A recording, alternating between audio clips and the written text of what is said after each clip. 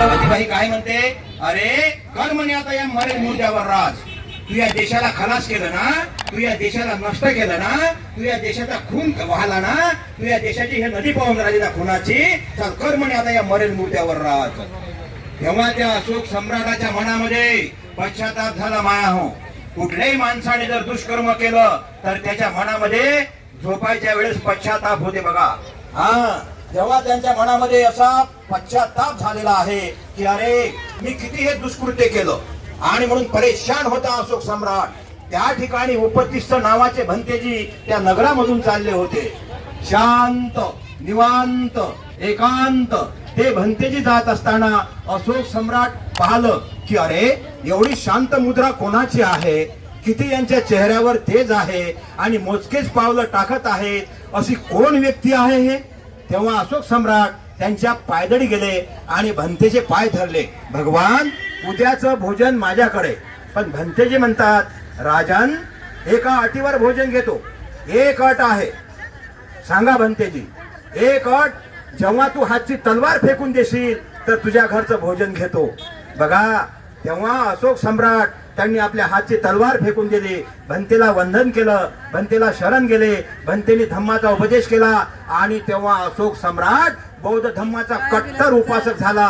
आणि त्यांनी एक मुलगा संघमित्रा, महेंद्र नावाचा मुलगा, संघमित्रा नावाची मुलगी, या दोन अपत्याला धम्माला दान दिलं. स्वतः धम्माला दान दिला आणि पत्नीला सुद्धा धम्माला दान दिलं. पूर्व पश्चिम दक्षिण उत्तर अशोक सम्राटानं धम्माचा प्रचार आणि प्रसार केला. बौद्ध धम्माचे 84,000 स्तूप बांधले आणि बौद्ध धम्माचा स्वीकार करून पुनःरूपी धम्माचा राज झाला.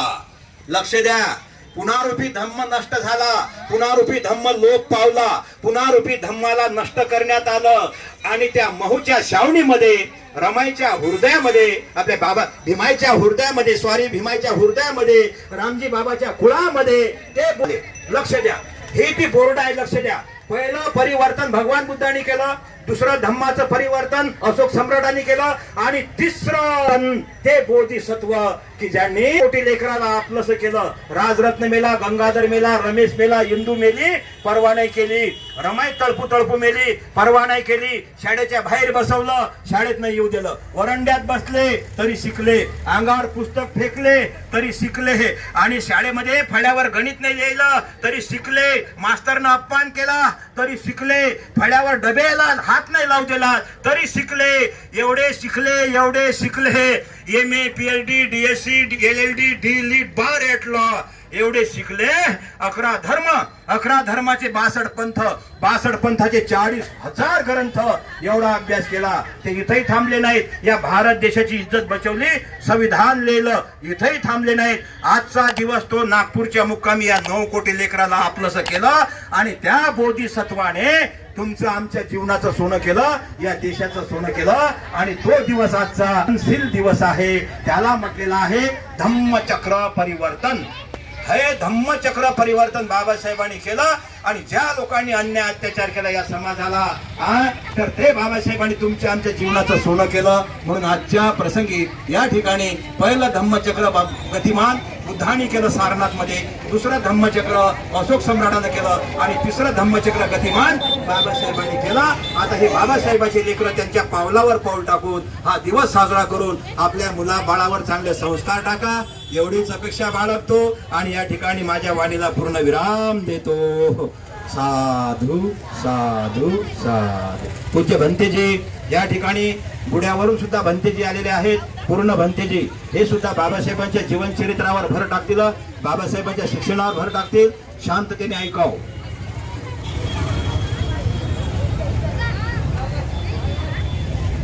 महाकारुणिक तथागत भगवान बुद्ध, प्रतिबुद्ध डॉक्टर बाबासाहेब आंबेडकर, महामाया गौतमी, राहुल माता यशोधरा, माता भीमाई, माता रमाई आंबेडकर यांच्या तत्वज्ञानाला त्रिवार अभिवादन करतो.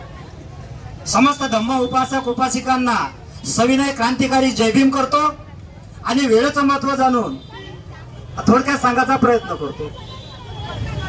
बरेच लोक अशोकाची महिमा गातात. Ashoka was the king of king, राजाचा राजा होता. त्याचा कालखंड इसवी सन पूर्व 304 पर्यंत सांगतात.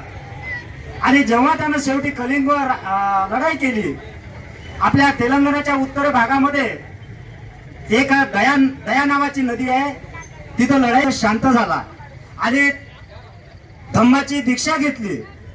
धम्माची दीक्षा घेऊन 84,000 विहार बांधले आणि इथपर्यंत Babasaheb Ambedkar, doctor Babasaheb Ambedkar did not write about the Ashoka. Babasaheb आंबेडकरांनी अशोकाबद्दल कुठंच लिहिलेलं नाही. तुम्ही डॉक्टर बाबासाहेब आंबेडकरांचं श्रीलंकेचं भाषण आहे का? काय म्हणतात बाबासाहेब आंबेडकर?